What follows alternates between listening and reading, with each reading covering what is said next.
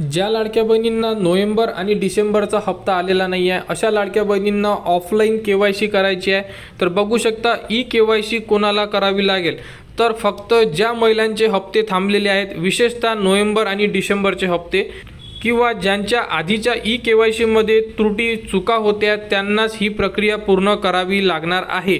तर ज्या महिलांना त्यांचे पैसे नियमितपणे मिळत आहे त्यांना काही करायची गरज नाही आहे। तर ज्याही महिलांना नोव्हेंबर आणि डिसेंबरचा हप्ता आलेला नसेल किंवा ज्या महिलांच्या KYC मध्ये जर काही त्रुटी किंवा काही चुकीची माहिती अपडेट झालेली असेल तर त्या महिला अंगणवाडी सेविकाकडे जाऊन त्यांची KYC पूर्ण करू शकतात। परंतु यामध्ये ज्या महिलांना नियमित पैसे येत आहे त्यांचा एकही हप्ता थांबलेला नसेल त्या लाडक्या बहिणींना KYC करायची गरज नाही आहे।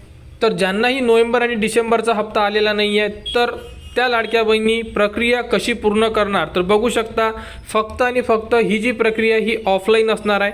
ही KYC प्रक्रिया पुन्हा सुरू झालेली आहे पण ही पूर्णपणे ऑफलाईन असणार आहे। यामध्ये तुम्ही हे वेबसाईट किंवा मोबाईल ॲपद्वारे ऑनलाईन करू शकत नाही। या अगोदर जी KYC होती ही आपण ऑनलाईन म्हणजे कम्प्युटरवर केलेली होती, मोबाईलवर सुद्धा केलेली होती। परंतु आता ज्यांची हप्ते थांबलेली आहे किंवा ज्यांची ही KYC मध्ये काही चुकी झालेली आहे त्या संपूर्ण लाडक्या बहिणींना ही जी KYC आहे ही KYC तुम्हाला आता अंगणवाडी सेविका यांच्याकडे जाऊनच करायची आहे आणि ही संपूर्ण जी प्रोसेस असेल ही ऑफलाईन असणार आहे।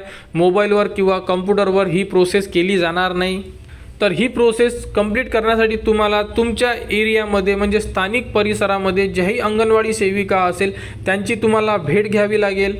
तर अंगणवाडी सेविका यांच्याकडे गेल्यानंतर तुम्हाला कोणकोणते डॉक्युमेंट्स घेऊन जायचे तर बघू शकता तुम्हाला आधार कार्ड घेऊन जावं लागेल, तुमचे रेशन कार्ड घेऊन जावे लागेल आणि तुमचा मोबाईल नंबर व्हेरिफिकेशनसाठी तुम्हाला मोबाईल नंबर सोबत लागू शकतो। कारण की जर त्यांनी आधार बेस जर कोणतं ऑप्शन त्यांच्याकडे उपलब्ध असेल तर त्या लाडक्या बहिणी तुमच्या आधार कार्डला जो मोबाईल नंबर लिंक असेल त्यावरती OTP सुद्धा पाठवू शकतात। तर पुढे काय होईल बघू शकता।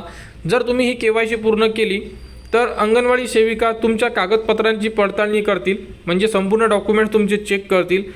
जर तुम्ही या योजनेच्या निकषात बसता का हे सुद्धा तपासतील म्हणजे तुम्ही यामध्ये इलिजिबल आहे किंवा नाही हे संपूर्ण माहिती चेक करतील आणि जर तुम्ही पात्र असाल तर त्या तुमची माहिती अपडेट करतील आणि तुमचे पैसे तुमच्या बँक खात्यावर पुन्हा सुरू होतील।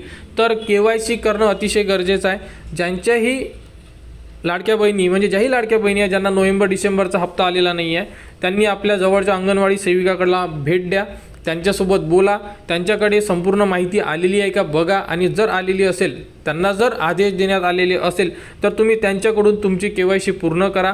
तुमच्या KYC मध्ये चूक झाली असेल तुम्ही सुद्धा दुरुस्ती करू शकता किंवा तुमचे हप्ते थांबलेले असेल तुम्ही सुद्धा त्यांच्याकडून तुमची दुरुस्ती करू शकता। परंतु ज्यांनाही नियमित हप्ते चालू आहे एकही हप्ता थांबलेला नाही आहे संपूर्ण KYC सुद्धा तुमची बरोबर आहे तर तुम्ही यामध्ये काहीही करू नका।